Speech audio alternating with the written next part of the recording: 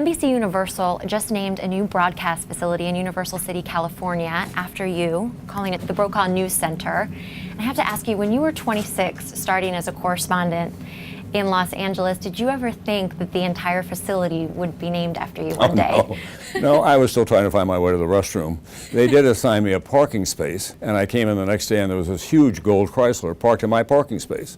I said, I thought that was my parking space. And they said, actually, that's Bob Hope's car. He parks wherever he wants to. So I kind of knew where I was in the food chain at NBC at that point. Have you seen the center yet? I've seen photographs of it, and I must say, it's very moving. I'm very touched by this. It was completely unexpected. My family, who's lived with whatever public personality I have forever, they don't get much worked up about attention that I get. In this case, they're pretty jacked up about it. They're all going to show up, and they say, hey, Dad, this is a big deal. I've heard you refer to yourself before when you were in the field as the Rain Man because you could memorize scripts without a teleprompter. Right. And I was a desk assistant at Nightly News, and people would always talk about this ability that you had. How did you do that? I was always a talkative kid, for one thing. And then when I got into this business, I did a lot of radio, which was ad-libbing. And I have developed what I call the teleprompter of my mind. If I write something one time and look at it, there is some cell up there that implants it.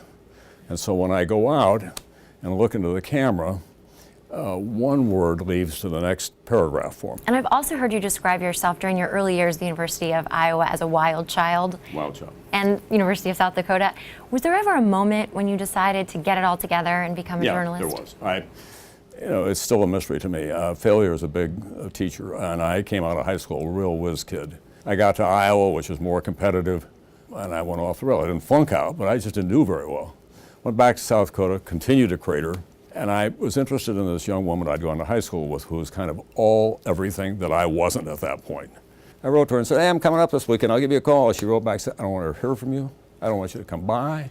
I don't know what's going on with you, but I have no interest in pursuing this relationship in any way. And I thought, maybe I'm not fooling people. So I got a job. I commuted 50 miles every morning at 6 in the morning. The professor who was the head of the political science department was a kind of guru. He turned out most of the governors in the state and Rhodes Scholars, and I was his pet project. And he said, you're play by my rules now. And it was turnaround. And that woman, Meredith, came to me 6 months later and said, you know, I overstepped. That was going too far. And I said, no, you probably saved my life. And 9 months later, we got married. So, you know, it's one of those wild American stories. Of all the people that you've met and interviewed and all the stories that you've worked on, do you ever get nervous? Did you ever get nervous? Well, with you. I mean, apart from that, I'm shaky. Not much anymore. The memorable people are the people whose names I don't remember, and I don't even know sure we got them, who are doing heroic work under really difficult circumstances and not expecting any attention or any payback. I remember a young guy, we were in Somalia, and there was a tent with mortar shells going all around us. He was trying to save the leg of a Somali child. He's from Oklahoma, and it was dangerous and it was hard. And I said, why are you doing this? And he said, you know, Mr. I'm not sure. I came from a poor family. God gave me these abilities, and I think this is where I should be. He said, I'll go back to Tulsa and I'll replace hips at some point and make a lot of money, but I ought to be right here, right now. And that's what it's all about.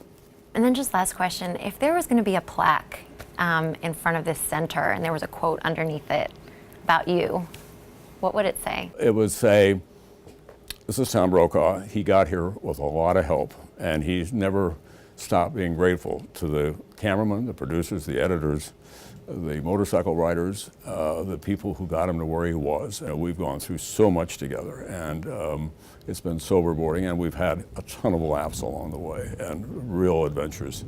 So that's the most meaningful thing for me. I'm Tom Brokaw. I'll see you back here tomorrow night. I'm Tom Brokaw.